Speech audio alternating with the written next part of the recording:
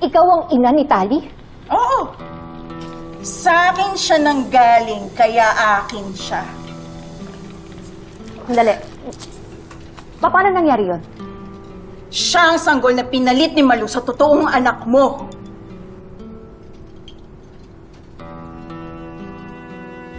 O basta Malu iwan ko sa'yo ito paglabas nito. Ikaw na lang maghanap na mag-aampon nito 3 araw ka palang nanganganak. Aalis ka na? Saka di ba sinabi ko naman sa'yo, wala pa akong nahahanap na ampon ng anak mo. Malu naman, sinabi ko na sa'yo, di ba? May kailangan akong asikasuhin pa sa Maynila. Kaya kailangan ko na rin umalis. O, babayaran na lang kita. Ayan. Mauna na ako, Andiyan na yung sundo. Bye-bye! Hoy, Melania! Anong gagawin ko dito sa anak mo? Si Tali ang anak ko? Oo, siya ang anak mo.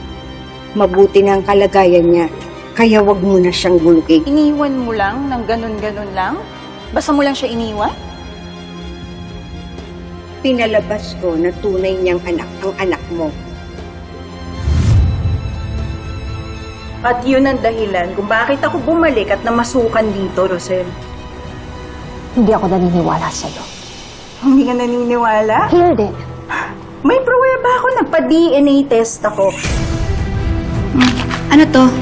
Gusto mo, tingnan mo. Yan ang proof na ako talaga ang totoong nanay mo. DNA test result yan at nakalagay dyan, see? 99.9% na match tayo.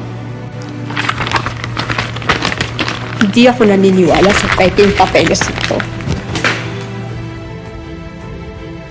Hindi ako naniniwala sa'yo at dyan sa fabricated na DNA test na yan. Sige. Alam mo, kahit pumunta ka pa dun sa DNA testing center para makasiguro ka. Naaalala mo na naabutan mo kami dito na nag-uusap? Yung papel na nalaglag dito mismo? Na muntikan mo ng buksan? Naalala mo yon? Ano to? Nay, wala to. Huwag mo na itong intindihin. Anong wala lang? Tali, kilala kita. Alam ko kapag meron kang tinatago sa akin. Oo nga. Ano yung papel na yan? Ang mabuti pa, ako na lang ang titingin.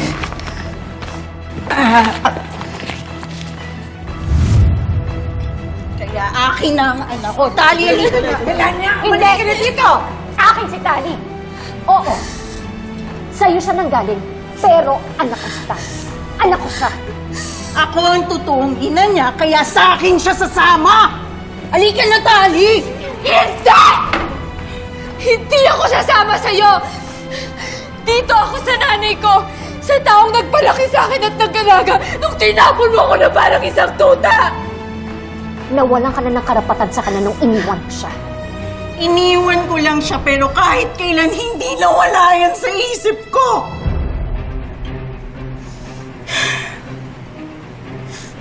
Tali! Tali, anak, halika na! Ay, di ba pinag-usapan na natin to? Pinaliwanag ko na sa'yo lahat, Tali, di ba?